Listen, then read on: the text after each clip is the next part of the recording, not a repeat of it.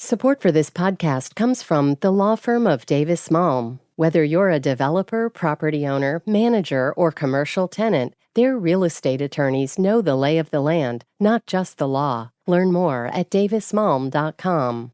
Hey listeners, Daryl C. Murphy here. Team Common is off this week, so we are resharing our Climate Now series from earlier in the year. Today's episode published on April 17th and takes us to Boston's Chinatown. WBUR Podcasts, Boston.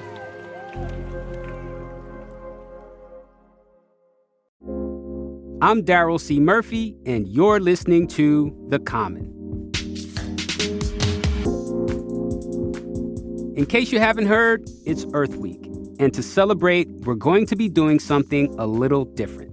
Each day this week, we'll bring you a different story from around Greater Boston about how climate change is already being felt across the region.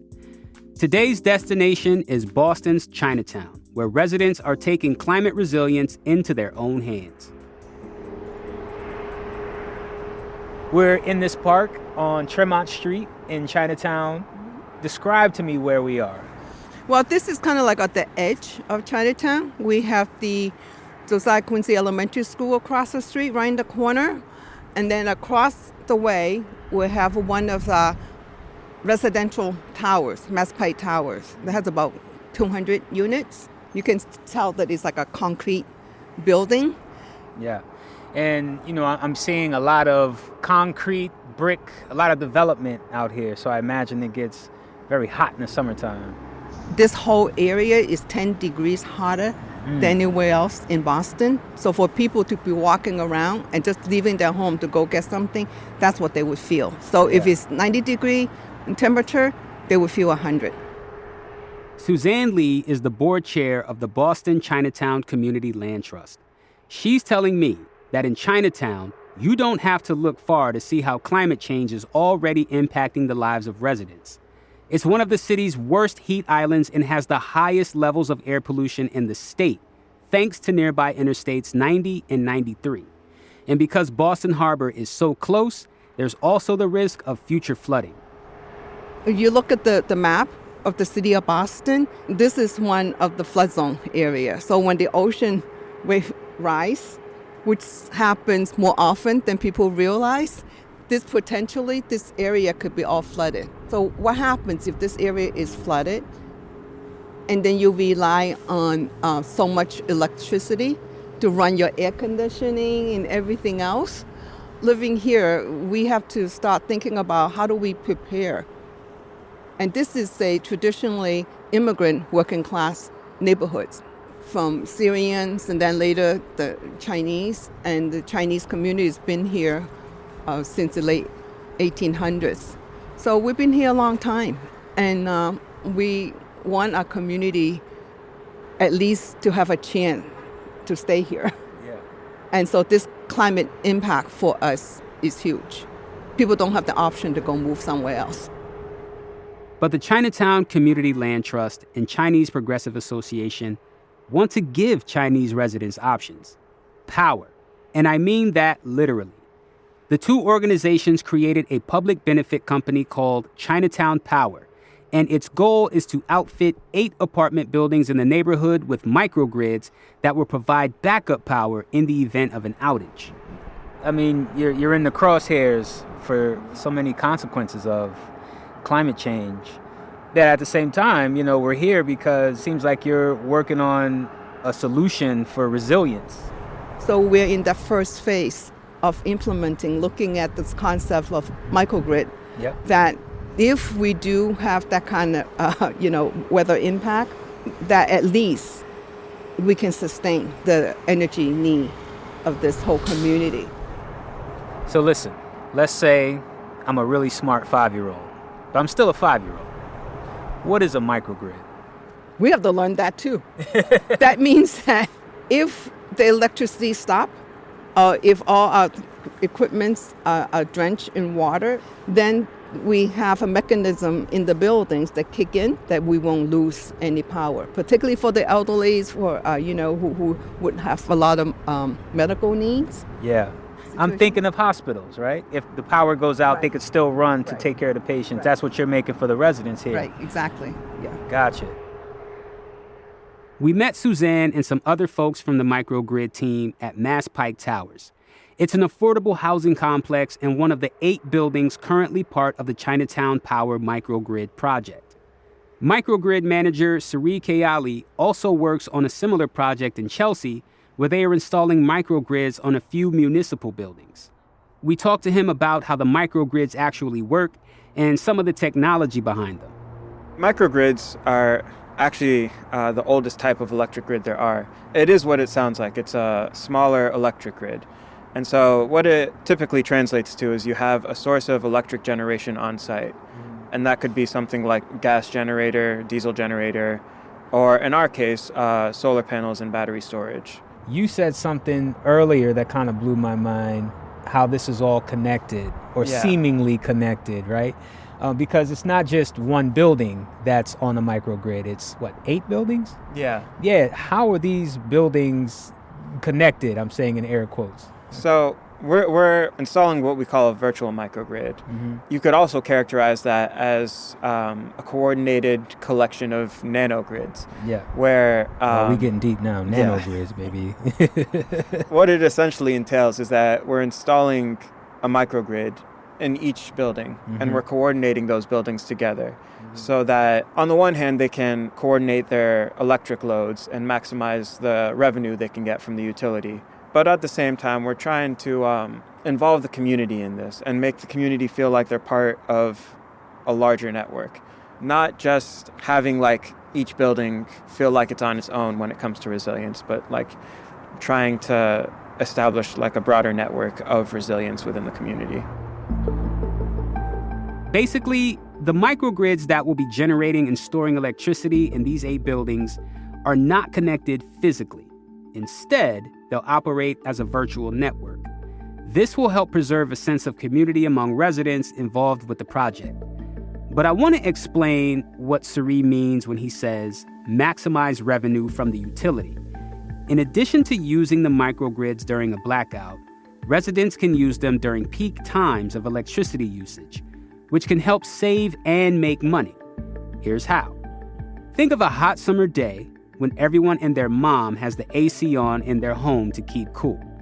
This puts so much stress on the electrical grid that electricity companies will pay you not to use their power. Let me say that again. Electricity companies will pay you not to use their power. That's what Sari means when he says maximize revenue from the utility. And that's a pretty nice bonus. But the biggest priority is making sure folks in Chinatown are able to keep the lights on during a climate disaster. This is Zhu Yingzhu. She's been living at Mass Pike Towers since the 90s. If we can build the microgrid, that would be great. Because, to make an analogy, if we have a blizzard or a really bad storm, the rain may hit, smash, and break the lights. There'd be no lights for us to use. If there is a microgrid, it can emit light, and we'd have our electricity back. We're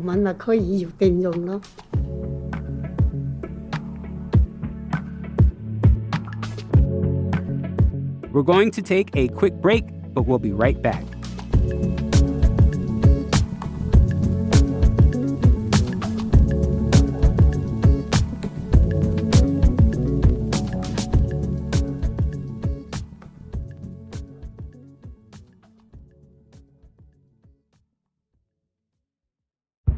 Did you kill Marlene Johnson?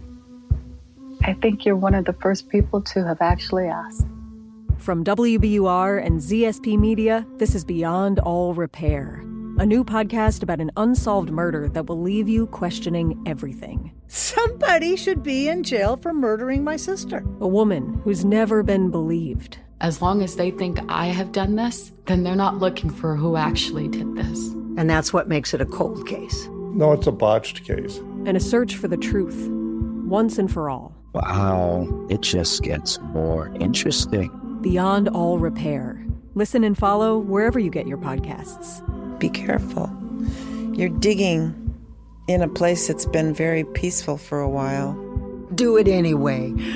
Dig.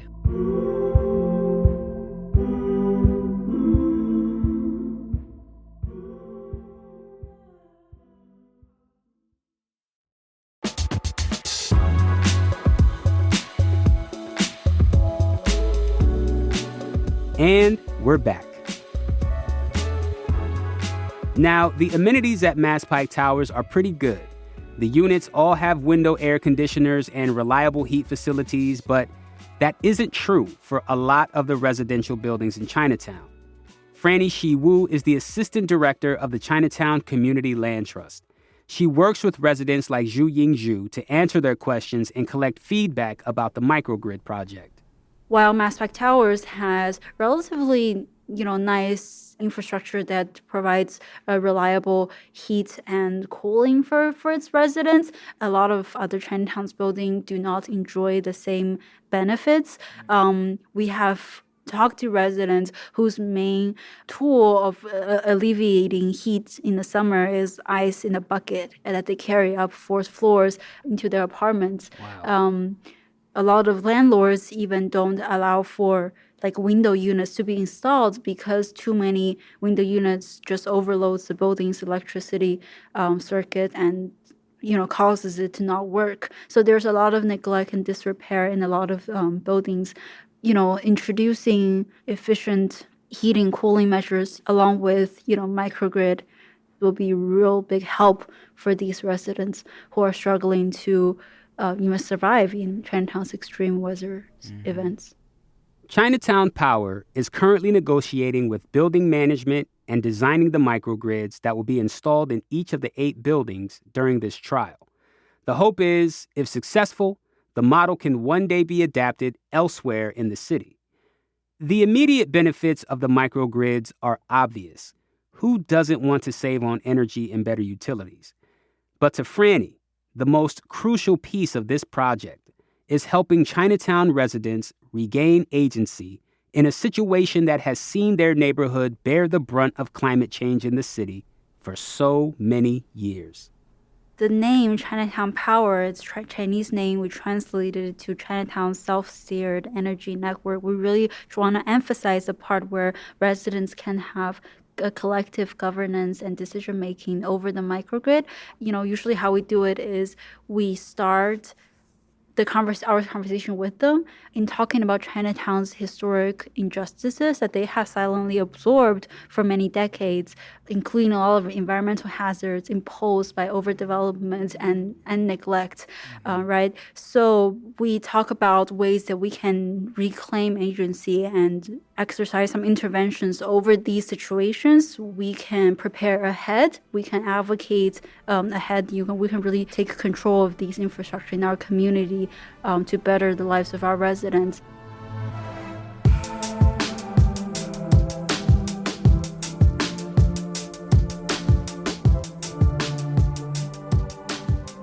Today's episode was produced by Franny Monahan with help from Nora Sachs, and special thanks to Megan Cattell for helping us out with translation. We'll be back tomorrow with more, but in the meantime, we'd love to hear about your climate experience or thoughts you have on this episode. So hit us up on Instagram or email us at thecommon@wbur.org. I'm Daryl C. Murphy, and I'll talk to you tomorrow.